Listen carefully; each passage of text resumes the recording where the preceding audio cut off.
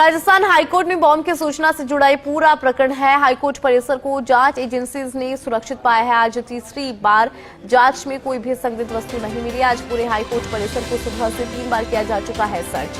अब सभी अदालतों की कार्यवाही शुरू हो गई है। साइबर क्राइम एडवोकेट आदर्श सिंगल से फर्स्ट इंडिया की खास बातचीत की। उन्होंने कहा, बार बार वीपीएन बदलकर फेक मेल करने के कारण परेशानी हो रही है। जांच एजेंसीज को भी उस व्यक्ति तक पहुंचने में परेशानी हो रही है। मेल भेजने वाली व्यक्ति तक पहुंच पाना मुश्किल इसीलिए हो जाता है ऐसा कि उनकी लोकेशन बार बार चेंज होती है। वीपीएन की वजह से लोकेशन इंडिया से बाहर की आती है।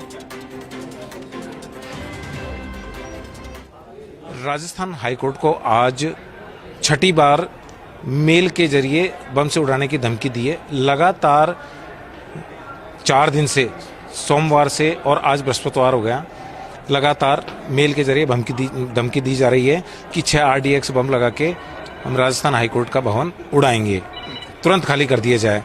तो हमारे साथ इसको लेकर जो साइबर लॉ एक्सपर्ट हैं, हम उनसे जानकारी करते हैं कि आखिर ये VPN बदलकर करना क्या चाहते हैं, किस तरीके से इन तक हमारी जो जांच एजेंसियां पहुंचेंगी।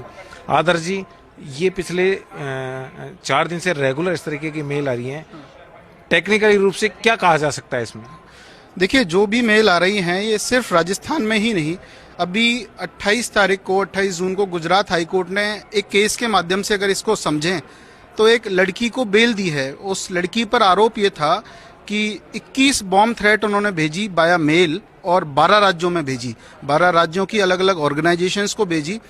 ये पता लगा पाना भी इतना जरूरी हो जाता है कि आखिर वो लोकेशन क्या है जिस लोकेशन से ये मेल भेजा जा रहा है, क्योंकि अगर उस व्यक्ति तक ये नहीं पहुंच पाए हमारे देश की जांच एजेंसियां कि मेल कहां से भेजा गया, तो शायद उस इन्वेस्टिगेशन का ही कोई मतलब नहीं है।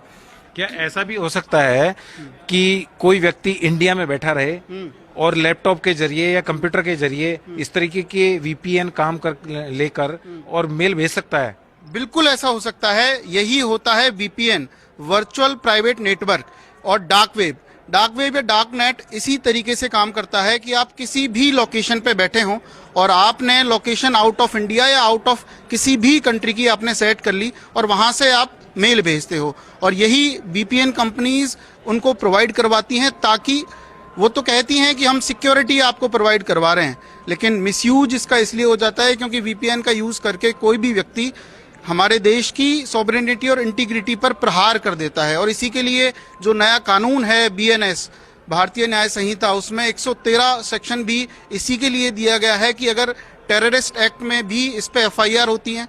IT एक्ट में भी 66F का एक प्रोविजन है जिसमें साइबर टेररिज्म के बारे में बताया गया है।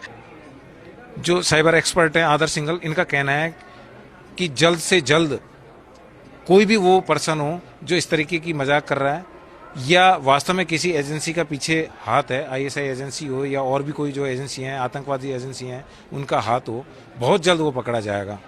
कमलकांत व्यास, फर्स्ट इंडिया न्यूज, जयपुर।